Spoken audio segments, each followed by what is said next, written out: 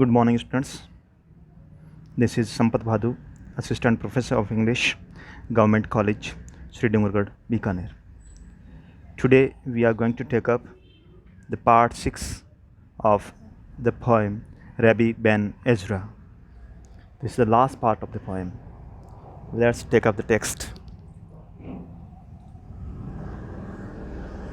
I note that potters feel that metaphor and feel why time spins fast, why passive lies are clay, thou to whom fools propound when the wine makes its round. Since life fleets, all is change, the past gone, sees today. Here the poet compares God to a potter. He calls God as a potter. Time is the revolving wheel, and man's soul is the clay which is molded by God. It is a mistake to think that man's life is for the enjoyment of the fleeting moments of present life without caring for the future. The metaphor of the potter and his wheel used in the previous stanza is continued in this stanza. The great Rabbi asks us to note the metaphor in which God is represented as the potter, time is represented as his revolving wheel, and man's soul is represented as passive clay. The clay has no part to play in its own shaping. We are formed into pictures according to the potter's will and design. We have nothing to say in the formation of human bodies. Time is God's will. As time passes quickly, different kinds of human beings appear and disappear. God makes them all according to his will and not according to the karmas or actions of human beings. Human beings are passive or inactive in this matter. The pleasure seekers propound the doctrine in a different way. According to them, as the world is short lived and transient, man should not engross his attention in the future life and in another world. Further, they are of opinion that as time is fast passing away and the past cannot be recalled, so he should enjoy himself in the present. But the speaker regards such philosophy as propounded by fools for the benefit of other fools. Next stanza. Fool, all that is at all lasts ever, past recall. Earth changes, but thy soul and God stand sure.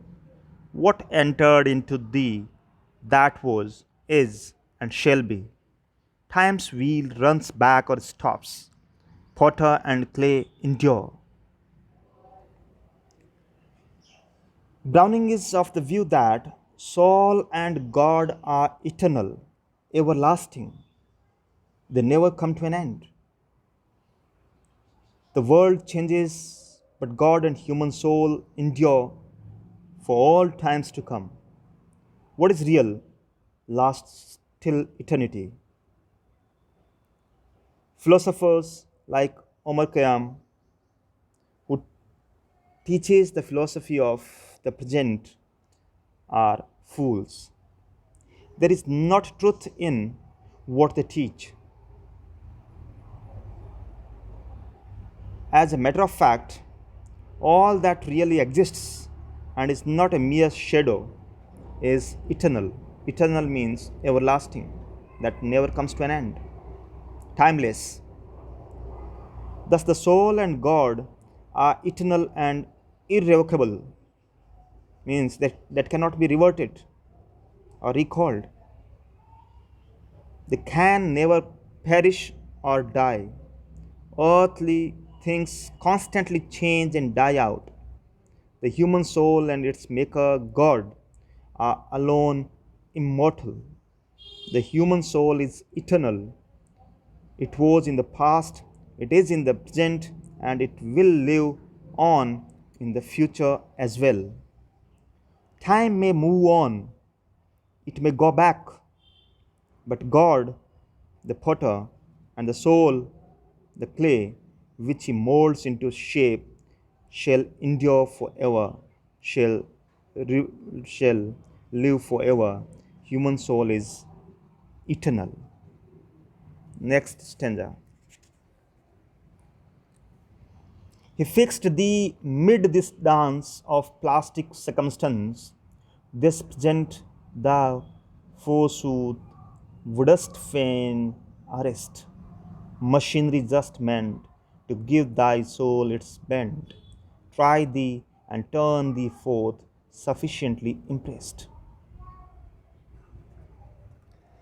Man has been put by God in the dance of changing circumstances and events in the world. The present should not be considered an end in itself, but should be utilized for the progress of the human soul in the future. God has intentionally placed our soul in the whirlpool of earthly circumstances. In this world, everything is in a flux, means moving swiftly as the feet of a dancer in a dance. What a beautiful simile has been used over here. Man tries to arrest this rapid flux and movement of the earthly events and circumstances, but he fails to check this movement. Check here means control, curtail this movement. But this must not depress or disappoint him. He must realize that the human soul is not a slave of circumstances. It can rise above them and shape and modify them. It can master circumstances. It can overcome the circumstances. Instead of arresting the present whirl of changing circumstances and living forever in the present earthly life, one should use the present occasion for molding one's character and making one's life better for the future.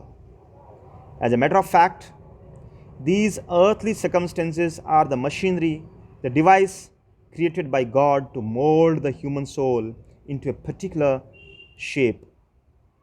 They are meant to try and test the human soul. When the soul has been fully tested and perfectly shaped, it is sent out into the other world to face it bravely. Next stanza. What though the earlier grooves which ran the laughing loves around thy base no longer purse and praise? What though about thy rim skull things in order grim grow out in graver mood, obey the sterner stress? It is immaterial that the present experience and joys of youth vanish, leaving behind grimness, seriousness, and dreariness, depression in their trial. All the sterner aspects of life ought to be faced with equanimity and equipoise, with patience. The metaphor of the potter and his wheel is continued in this stanza and is elaborated at great length. A potter shapes a picture and carves on it different designs. On its base, he carves out joyous, youthful figures, say of Cupid, the god of love. On its uppermost part, he carves out grim, horrible shapes as skulls, and he does so not lightly and gently, but with sharper and more piercing instruments. Similarly, God makes the human soul. The days of man's youth are days of merriment and enjoyment, and they may be likened to the beautifully decorated base of the pitcher. His old age, on the other hand, is full of cares and anxieties, terrible stresses and strains, and may be likened to the uppermost part of the pitcher having horrible shapes, carved with sharp, piercing instruments. However, a man must not care for this, nor must he be afraid of death. He must not mourn the loss of his youth, nor worry at the approach of old age, as shown above.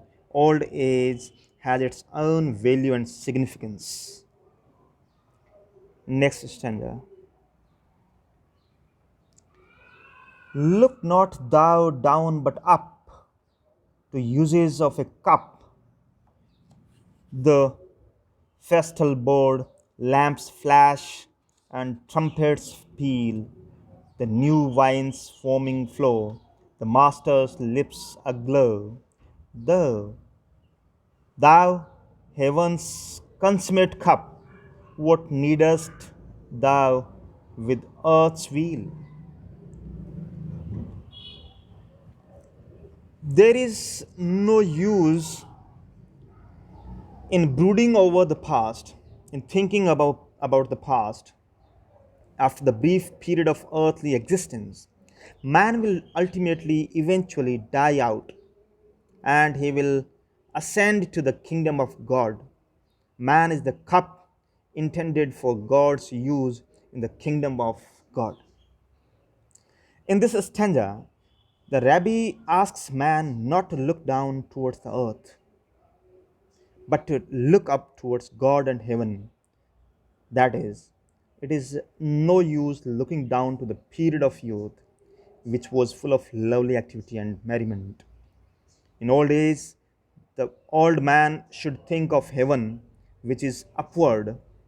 Then his soul is likened to a cup from which God Himself would drink. The Rabbi asks man to imagine a banquet scene is heaven. The feast is spread on the table. The hail, if brilliantly lighted, the music is being played, and foaming wine is being served. God, the Maker, Himself sits on the table with His lips hot and flushed, ready to drink from the cup of the human soul, which He Himself has fashioned. The soul of man is an exquisite cup shaped by the divine potter on his divine wheel. In other words, human life is destined for the use of God. Man should place himself entirely in the hands of God and must remember his divine origin and rise above the gross and the material. Next stanza. But I need now as then thee, God, who moldest men, and since not even while the world was worst, did I to the wheel of life with shapes and colors rife, bound dizzily, mistake my end to slake thy thirst. Rabbi depended on the God's mercy in his youth. He had faith in God while he was young and was not lured or attracted by the shapes and colors of vitalizing life represented by the youth. He had never forgotten the end for which he was sent. He remembers God even in his old age. The Rabbi says that he needs God's help, guidance, and protection as much in old age as in his youth.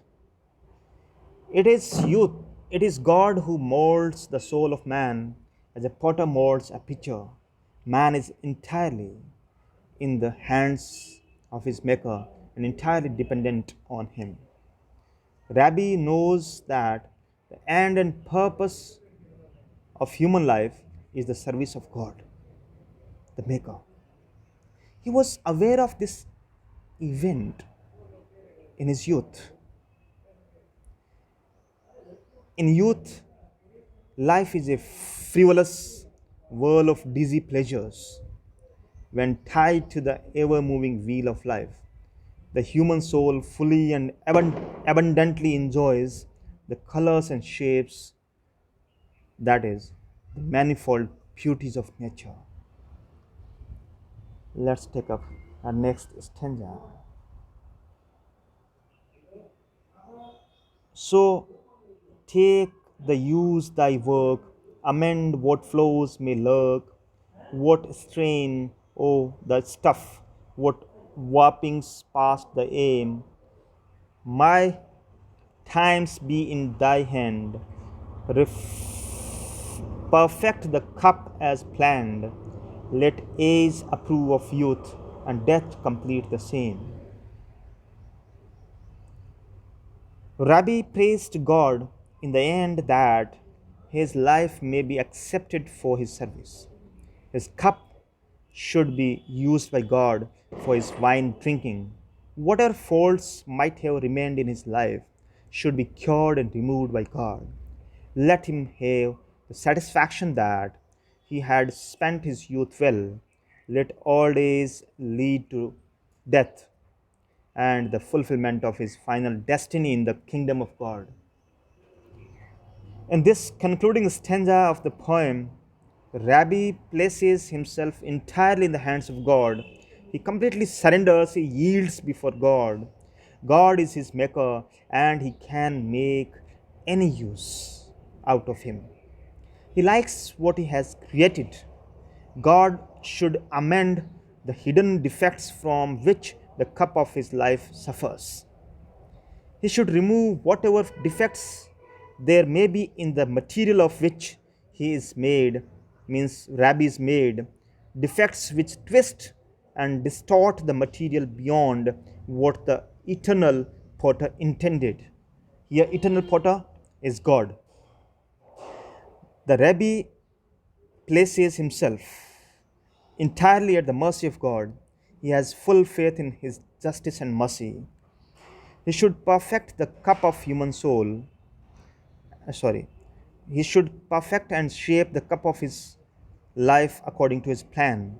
God had formed the cup of human soul in a perfect manner. It is just possible that some defects and blotches might have corrupted the soul and made it imperfect and impure. Rabbi prays to God to remove the impurities of the soul. Life is an organic whole. Old age judges and assesses the achievements of youth and looks forward to the life after death. Just as old age should be welcomed as a period of quiet reflection and thought, so death is also to be welcomed as the gateway to the other world. Just as old age is the consummation of youth, so death is the consummation of this life, and so is to be welcomed, beautifully expressed, beautifully delineated. That's all for today, and have a nice day. Dear students, I would like to humbly appeal you, kindly watch these videos continuously without fail. Thank you. Have a nice day.